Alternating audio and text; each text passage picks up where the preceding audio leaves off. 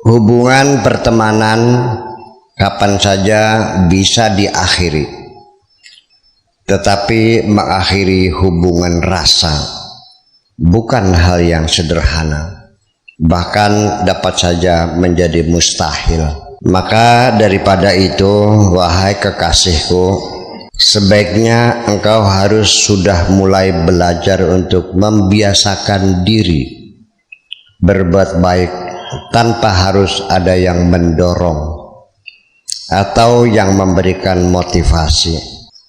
Belajar meraih keberhasilan tanpa harus ada yang bertepuk tangan, dan belajar membangun percaya diri tanpa harus ada keinginan untuk dilihat oleh orang lain.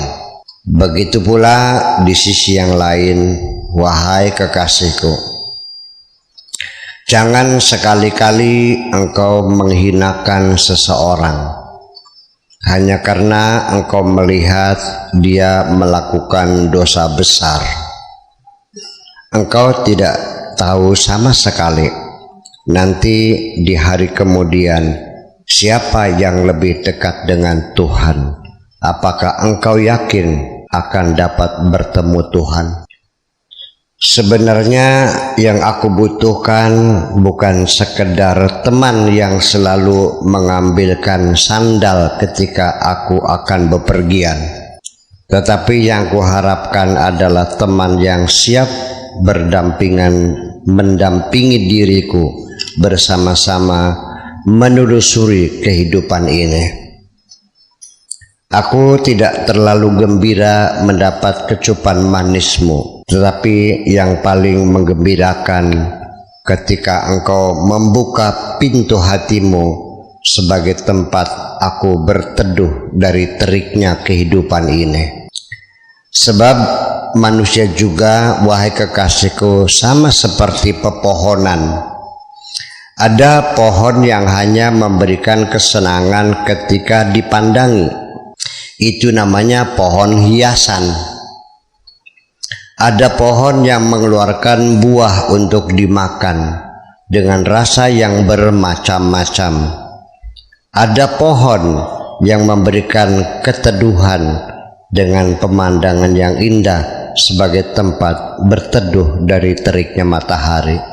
Sebetulnya aku punya curiga bahwa engkau telah lama menutup pintu hatimu kepada siapapun, bukan karena ada pengkhianatan atau karena kesalahan-kesalahan, melainkan mungkin engkau lakukan hal itu karena keyakinanmu bahwa pintu itu tidak memberikan akses ke arah manapun juga.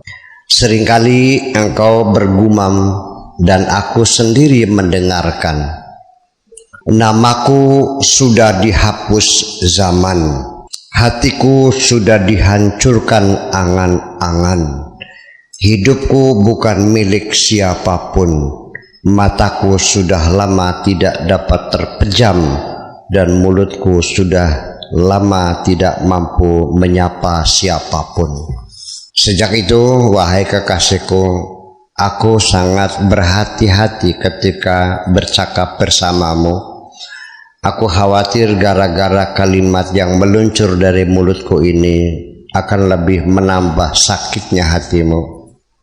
Sebetulnya ketika aku menyapamu adalah sekedar ingin meringankan penderitaanmu. Aku sangat mengerti, wahai kekasihku, hati manusia itu bermacam-macam. Ada hati yang tidak minta untuk dicintai oleh siapapun, tetapi yang sangat diharapkan ialah ada orang yang mau memberikan perhatian dan mau memahami apa yang sedang dirasakan. Wahai kekasihku, mungkin engkau melihat ada sahabatmu yang hanya berpura-pura saja. Ada musuhmu yang selalu mengkritisi dirimu. Ada orang kaya yang kikir dan ada orang miskin yang dermawan. Kehidupan adalah kurang lebih seperti itu. Sehingga selanjutnya engkau tidak perlu terkaget-kaget. Kerinduan itu, wahai kekasihku, tidak selalu muncul ketika aku berjauhan dengan orang yang aku cintai.